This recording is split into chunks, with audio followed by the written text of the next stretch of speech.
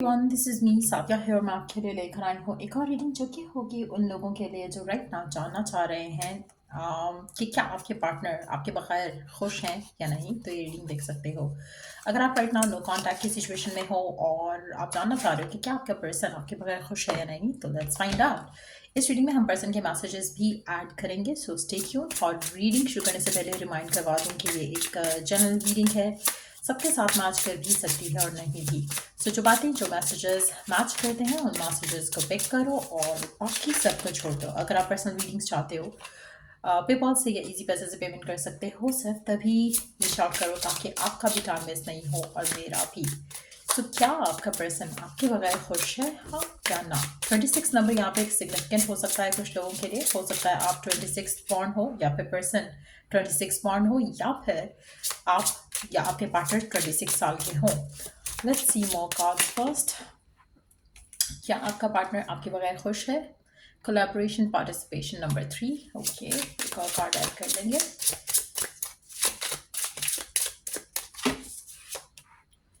Fluidity and adaptation. अच्छा, यहाँ पे मुझे लग रहा है कि आपका जो भी स्पेसिफिक समवन है, लग तो ऐसा रहा है कि वो जैसे अपनी लाइफ में काफ़ी बिजी हैं, काफ़ी कुछ हो रहा है उनकी लाइफ में जो कि उनको बिजी रखे हुए है। मुझे नहीं लगता कि पर्सन इतना ज़्यादा एज सच जो है वो कोई सोच रहा है इस कनेक्शन के बारे में। It's not like very dominant on their mind as of now. और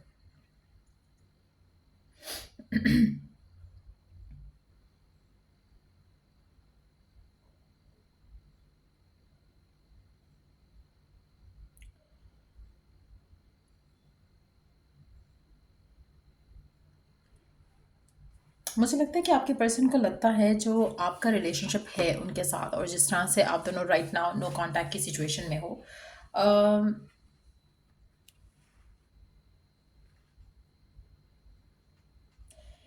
इनको टू बी ऑनेस्ट ऐसा लग रहा है जैसे समझ नहीं आता कि ऐसा हुआ क्यों है कि आप दोनों बात नहीं कर रहे हो। आप दोनों को बात करनी चाहिए, लेकिन अगर नहीं कर रहे हो तो उसमें आपके पर्सन ज़्यादा इन्फ्लुएंस नहीं हो रहे हैं। उनकी लाइफ स्टिल वैसे ही चल रही है जैसे चल रही है। सो कहीं ना कहीं वो आपका होना या ना होना उनके लिए इतना मैटर नहीं करता है।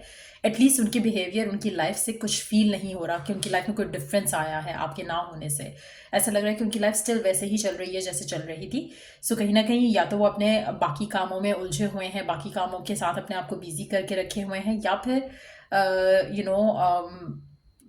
अदरवाइज भी वो शायद आपके बारे में सोच नहीं रहे हैं। ऐसा लग रहा है कि उनकी life is pretty much the same आपके बगैर। वो ऐसा नहीं है कि बहुत खुश हो गए हैं या आपके होने से बहुत ज़्यादा खुश हो जाते हैं। कुछ एज सच डिफरेंस जो है वो दिख नहीं रहा है यहाँ पे। आपका पर्सन बहुत ज़्यादा जल्दी अपने आप को अडाप्ट कर लेता है चीज़ों की साथ। ऐसा नहीं है कि उनके लिए मुश्किल होता है आपका होना, आपका ना होना। This person is really very, जैसे होता है ना कि फ़ौरन चेंज हो जाते हैं चीज़ों के हिसाब से, लोकेशंस के हिसाब से एडजस्टमेंट कर लेते हैं। तो आपके पर्सन उस तरह के हैं। आपका ना होना उसको एक्सेप्ट कर चुके हैं, इवन तो उनको समझ नहीं आती कि ऐसा हुआ क्यों। उनको लगता है कि चीज़ें बेहतर होती तो शायद ज़्यादा अच्छा था, बट अगर नहीं है तो कोई बात नहीं। तो कहीं ना कहीं वो उस चीज़ को उनके मन में ऐसा लगता है जैसे उनको लगता है कि जो हुआ वो गलत था, but at the same time they are okay with whatever that is going on. तो उस तरह की एनर्जी है। मुझे नहीं लगता कोई ख़ास इनके ऊपर कोई असर है, या आपको बहुत ज़्यादा मिस कर रहे हैं, या बहुत ज़्यादा सोच रहे हैं, या बहुत ज़्यादा सिचुएशन को बेटर अप करने की कोशिश कर रहे हैं या करना चाहेंगे। अभी की जो उनकी एनर्जी है कि उनको क्या वो खुश हैं आपके बगैर, it's more like their life is still going on. कुछ एज सच डिफरेंस नहीं है। Number 13, number 3 could be significant as well. Let's see कि और क्या चल रहा है आपके पर्सन के मन में आपको लेकर। क्या वो आपके बारे में सोचते भी हैं? डिसिप्लिन। नंबर 16 सिग्निफिकेंट हो सकता है यहाँ पे। पैसिविटी। नंबर 34 सिग्निफिकेंट हो सकता है अगेन।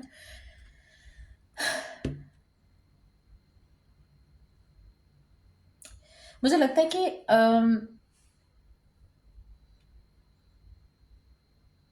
ये अपनी लाइफ में डिसिप्लिन चाहते हैं, ये अपनी लाइफ में स्टेबिलिटी चाहते हैं, ये अपनी लाइफ में एक फ्लो चाहते हैं जो कि जिसमें ये बहुत ज़्यादा बिलीव रखते हैं। अगर कुछ भी ऐसा जो उसकी उसके फ़्लो को, उसकी लाइफ़ के फ़्लो को ख़राब करता है, चाहे वो आपका होना है या चाहे ना होना है, वो उसको इन्फ्लुएंस करेगा। लग नहीं रहा कि ना होना इसकी लाइफ़ को के फ़्लो को ख़राब कर रहा है, ऐसा लग रहा है कि होने से शायद उसको लगता है कि आप इसकी ज़िंदगी का डिसिप्लिन ख़राब कर देते हो। कहीं न कहीं या तो आपका होना इसकी लाइफ़ को काफ़ी ज़्यादा उथल-पुथल कर देता है, कहीं न कहीं उसको लगता है कि लाइफ़ में कुछ चीज़ें बैलेंस नहीं रहती हैं, या तो वो बहुत ज़्यादा ऑब्सेसिव हो जाते हैं या बहुत ज़्यादा कंसर्न्ड हो जाते हैं लव लाइफ़ को लेकर, तो बाकी चीज़ें उनकी संभल नहीं पाती हैं। तो उनको लगता है कि आपका ना होना उनकी लाइफ में डिसिप्लिन को डेफिनेटली मेंटेन किए हुए है। अगर आप आकर इनकी लाइफ में डिसिप्लिन मेंटेन कर सकते हो तो शायद ये आपको इस कनेक्शन को प्रेफर करेंगे, लेकिन अदरवाइज इनको प्रॉब्ली आप नहीं चाहिए हो। अम,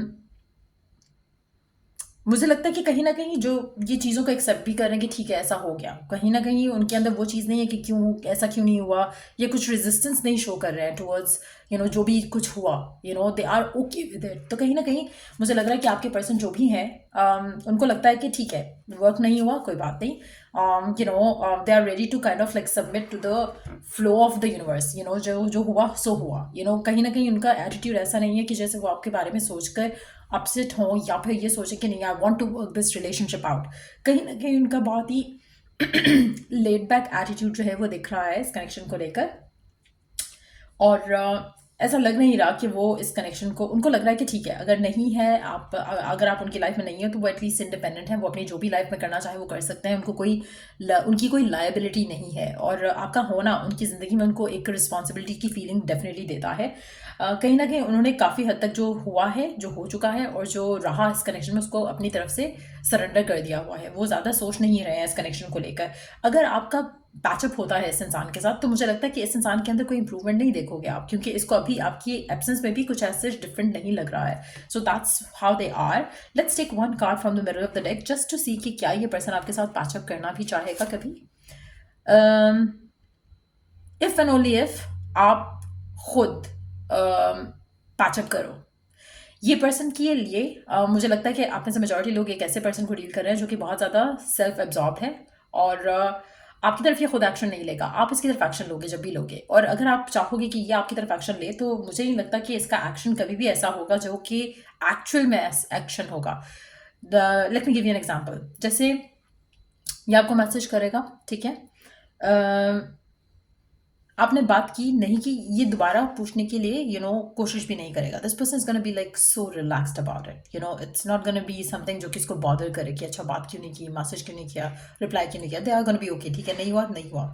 तो इस तरह का लेड बैक एटीट्यूड है आपके पर्सन का towards you. So that's what I see. मुझे नहीं लगता कि जो पर्सन है जिसके साथ भी आप हो, इसको आपके होने या ना होने से कोई फ़र्क पड़ता है as such.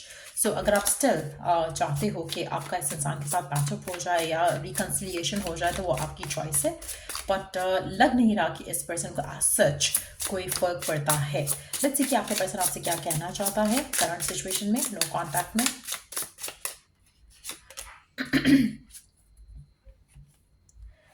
Precipitation number 37। Now number 37 significant हो सकता है। सी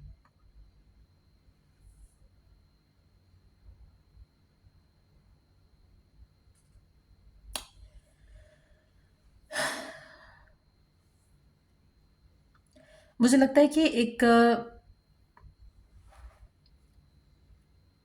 आपके पर्सन कहना चाहते हैं कि जो भी हुआ बहुत जल्दी हुआ, अनएक्सपेक्टेडली हुआ, लेकिन जो हुआ वो हो चुका है। सो मतलब there is nothing that they can change about it. मुझे नहीं लगता कि आपके person they are ready to accept whatever happened.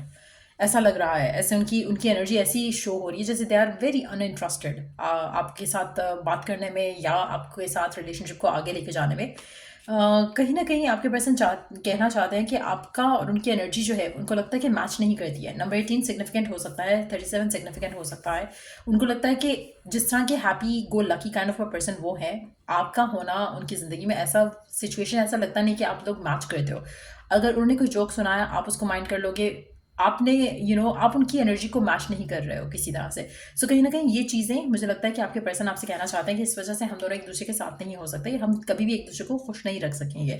सो ऐसा मानना है, ऐसा कहना है आपके पर्सन का जिसके साथ आप राइट नाउ नो कॉन्टैक्ट की सिचुएशन में हो। अगर आपको इस रीडिंग से हेल्प मिला हो, गाइडेंस मिली हो, तो लाइक श्योर सब्सक्राइब जरूर करो। चलो, I do the next reading आप लोगों के लिए। Take care and bye.